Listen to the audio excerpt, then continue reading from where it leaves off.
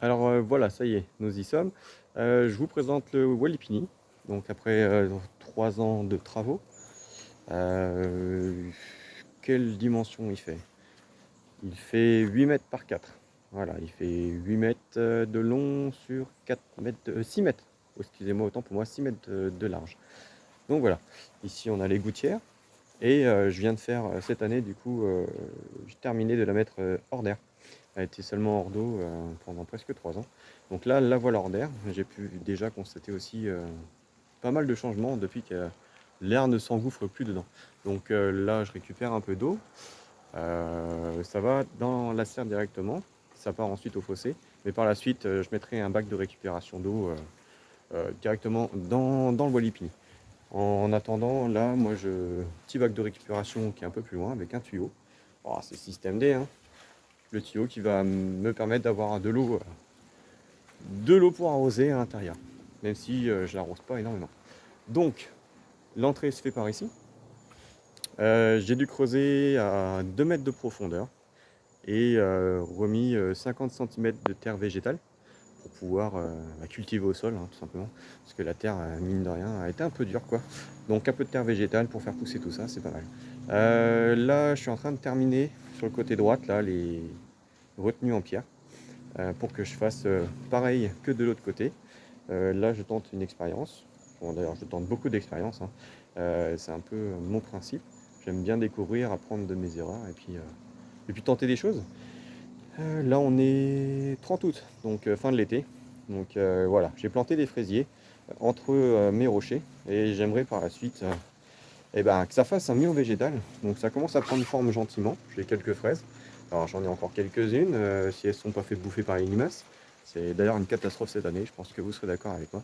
Là, j'ai pris 2 pieds de courgettes parce que vous allez voir que dans la serre, ça prend de l'ampleur. Et là, j'ai un melon qui est à l'intérieur et qui pousse à l'extérieur parce que et ben, ça pousse pas mal. Oups là, j'ai failli glisser. Donc voilà, je vous fais rentrer. Tac.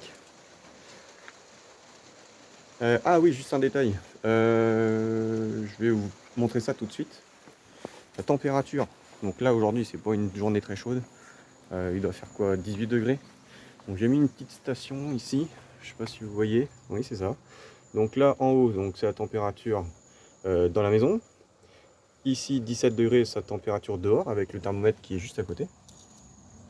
Voilà, on voit les 17 degrés là. Voilà, 0,4. Ça c'est la température actuellement dehors.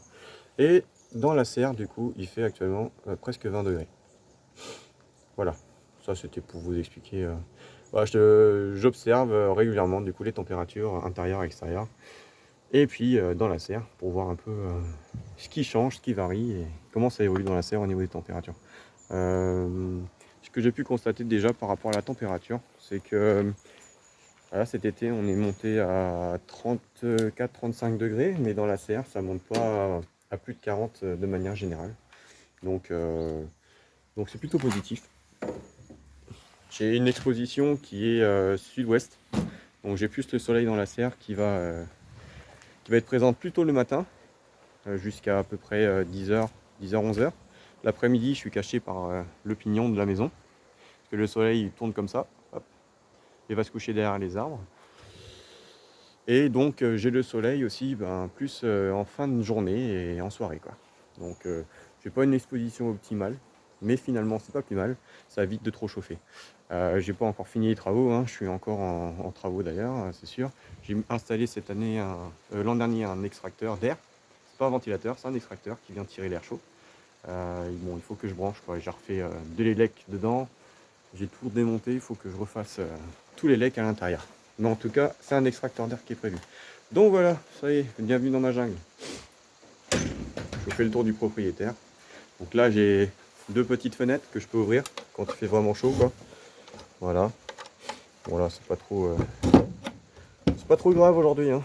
Pas une température excessive. Donc j'en ai une de chaque côté, 2 petites fenêtres.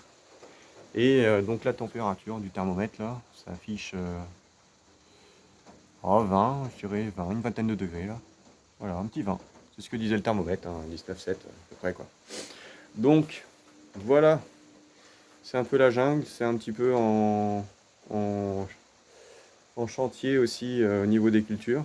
parce que je fais beaucoup d'essais, beaucoup de tentatives, mais on peut constater que quand même ça pousse pas mal. Voilà, ça c'est un melon que j'ai fait, avec des beaux fruits là, quand même. Là, de ma main, ça commence à donner. On va récupérer quelques petits melons qui se cachent par droite, par la gauche. Voilà. Donc c'est pareil, hein, j'apprends, je découvre. Là, je tente des cultures. Donc on a quelques melons, les courgettes. Bon, j'ai tenté de les planter dehors. C'est pour ça que j'ai fait 2 pieds. Mais vu les températures, j'avais fait mes semis et je les ai laissés finalement à l'intérieur parce que les températures n'étant pas assez élevées, j'ai préféré les conserver. Mais c'est pas idéal parce que ça prend une place folle. Théoriquement, ici, là, on a un passage entre les pieds de courgettes pour aller au fond, comme ici, quoi. Et bon, ça prend tellement d'ampleur que ça me cache tout. Donc là, un beau pied de tomate. Bon, il produit pas mal de tomates. Là, j'ai fait la rasière, hein. J'ai tout rasé. Donc ça produit. Et ici, j'ai un concombre qui produit pas mal de concombres aussi, hein. Ça pousse, ça pend. Et on commence à avoir un peu d'odium parce que la température et peut-être l'humidité. Je suis pas un expert dans ce champignon, mais le blanc, le fameux blanc de la courgette qui s'étale un petit peu au melon et cucurbitacé, j'imagine. Donc voilà, là je tente des petits pois qui ont été récoltés. J'ai une aubergine derrière, alors je tente de faire des associations de culture aussi. Mais voilà, ce que j'ai pu constater déjà au bout de ces 3 ans-là, c'est surtout pour les courgettes et du coup les melons. Le concombre, lui, non, pas trop, ni les tomates. C'est le problème avec les pollinisateurs. Là, cette année, j'ai du coup fermé, hors d'air, hors d'eau. J'avais réussi à avoir des abeilles solitaires qui s'étaient mises dans le fond là-bas, à gauche du pêcher, vous voyez au fond là, des abeilles solitaires. Donc j'avais des pollinisateurs directement dans la serre, c'était génial. Mais là, depuis que j'ai fermé, ils sont partis, hein, forcément. Donc, pour avoir des fruits, je suis obligé d'utiliser quelques ustensiles. Un pinceau, donc je pollinise mes courgettes. Et puis mes melons moi-même. Voilà, ça c'est le côté un peu négatif de la serre. Ça permet de faire pousser, mais en contrepartie, il faut être un peu plus présent pour polliniser soi-même ces légumes. Donc il y a les pastèques, il y a les melons, il y en a d'autres. Moi je suis pas un expert, hein, j'en découvre tous les jours. J'ai pu constater durant ces 3 années de tentatives que mes courgettes avaient du mal à sortir des fruits, enfin des légumes du coup. Mais finalement, après pollinisation, ça prolifère par contre, hein. J'en ai plus que de raison. Là, j'en ai pas, j'en ai récupéré ce matin. Il est 16 heures passées, j'ai récupéré ce matin de bonne heure les courgettes que j'avais et ce que j'avais récupéré. Donc là, c'est des tentatives, c'est des melons aussi qui poussent. Bon, ça pousse gentiment. J'ai des aubergines aussi qui poussent aussi. Donc là, je fais des associations de culture. Bon, c'est plus des tentatives cette année, je suis encore en approche, mais je suis pas. Je suis pas mécontent du résultat quand même. Là, j'ai fait un piment, donc ça commence à bien se produire, les piments. On commence à rougir gentiment. Le poivron, c'est pareil. Là, au fond, j'ai une rhubarbe, du coup, qui a été taillée il n'y a pas longtemps pour faire 13 pots de confiture quand même. C'est pas si mal. Et j'ai tenté aussi de mettre un pêcher directement dans la serre. Donc ça, voilà, c'est un pêcher. Et il me fait des pêches tous les ans. Et à la floraison, du coup, je ne perds aucun fruit. Ça, c'est génial, par contre. J'ai des pêches tous les ans. J'ai jamais de problème. Je pensais il y en aurait, parce que pas de pollinisateur, mais finalement, il doit être auto-fertile, je ne sais pas. Mais j'ai pas de perte de fruits liée au gel tardif ou sur les fleurs et les fruits, du coup, en formation, quoi. Donc ça c'est plutôt génial. Il fait bon. Et du coup, lui, il se plaît bien. Il m'a produit quelques kilos de pêche et j'ai encore fait aussi de la confiture. Bon, c'est un pêcher qui a 3 ans du coup, ça, hein. Et je vais le faire pousser en long et puis je vais le faire venir à droite et à gauche. Alors ça, c'est une tentative de ma part, c'est encore un essai. Et les tomates aussi, je sais que je suis pas mal de choses sur les groupes Facebook et autres. Beaucoup se plaignent d'avoir le mildiou ou quoi que ce soit. J'ai jamais ce problème-là dans la serre. Donc ça, c'est vraiment bénéfique. Rien que pour ça, les tomates non, ne sont jamais malades. Pas de bouillie pour le de lait, pas de pus noir sur les tomates. Vraiment au top. Voilà, alors ça c'était pour vous présenter un petit peu. Si j'ai de l'amande poivrée aussi, tout au fond, en dessous le pêcher. Euh, Je fais sécher d'ailleurs pour faire du thé. C'est extra. Je fais des tentatives de petits pois aussi, ça pousse. Tout pousse maintenant, il suffit de les faire à la bonne saison et de réussir à jongler pour libérer de la place et laisser place à de futures cultures. Donc il y a encore du chantier, hein, c'est un petit peu le bordel à droite à gauche. Mais enfin voilà, ça c'était pour la présentation des légumes et des fruits, un petit peu. Pour ce qui est technique maintenant, qu'est-ce que je peux vous expliquer? Donc je vous l'ai dit tout à l'heure dans la présentation, ça fait 8 mètres par 6, un beau rectangle. Voilà ce que j'ai fait. Donc j'ai construit 6 piliers. Vous le voyez là, il y en a un ici. On a un autre ici. Un autre ici. Et du coup, la même de l'autre côté quoi. Donc j'ai 6, et non j'ai une bêtise, il y en a un septième au milieu là. 7 piliers. J'ai creusé du coup avec une tarière à 1,80 m de profondeur et coulé tout ça de béton pour faire la base afin de supporter la charpente.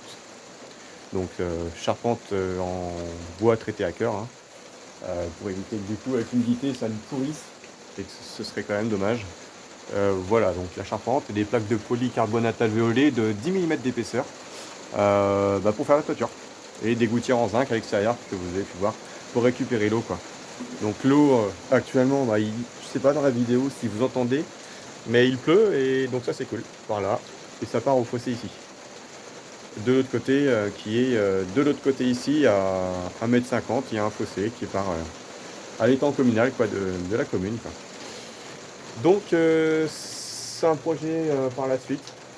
Je vais y mettre à la place de ces planches là, une cuve là-haut pour récupérer directement l'eau de pluie. Quoi. Ce sera plus simple que de me trimballer avec mon fameux tuyau d'arrosage qui sort ici. Et bon, ouais, dans l'arrosoir quoi. Je m'en sers, hein, c'est pas le problème, mais c'est pas optimisé, donc il y a encore de l'optimisation à faire. En parallèle de ça, au niveau de l'entrée, voilà ce que j'ai pu faire. J'ai monté du mur cette époque, si je dis pas de bêtises, donc c'est des parpaings à brancher quoi, avec une bonne fondation pour pouvoir y mettre la porte d'entrée et faire la retenue de terre de chaque côté de la porte. Donc des murs en L de chaque côté.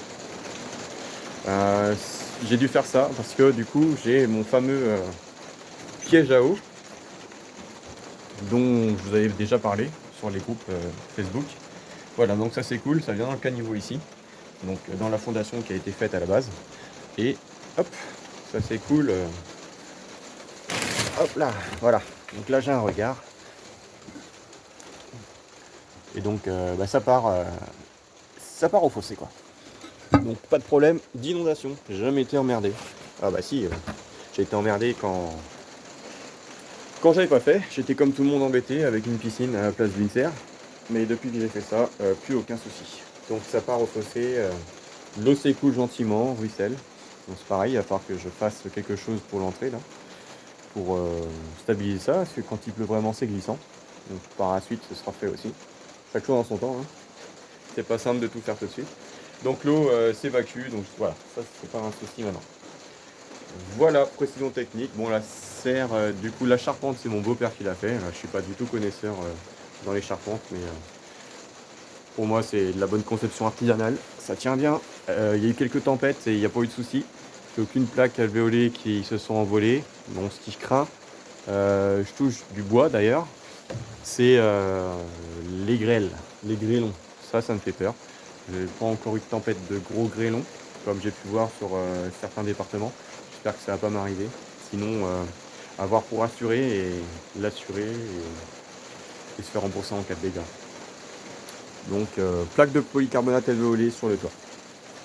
Et donc, qu'est-ce que je vous ai... Ah oui, voilà, l'extracteur d'air. Et puis là, donc une prise d'air aussi, murale extérieure, pour fermer. Et puis, pour laisser passer l'air quand il fait vraiment chaud. Comme ça, l'air circule. Et l'extracteur qui est au fond, là-bas, vient aspirer l'air chaud et faire entrer l'air froid. Parce que du coup, du côté là, on est au nord. Voilà. J'espère que cette vidéo vous aura plu. Et si jamais vous aviez des questions ou besoin de plus d'informations, bon, je ne suis pas un expert, je ne suis pas un grand jardinier, je suis un débutant. Donc je ne vais pas vous expliquer comment faire vos cultures. Mais voilà, je voulais partager avec vous ce que j'ai pu faire et surtout mon retour d'expérience sur ces 2-3 bricoles. Voilà. Et ben, à bientôt peut-être. Bonne journée. Salut.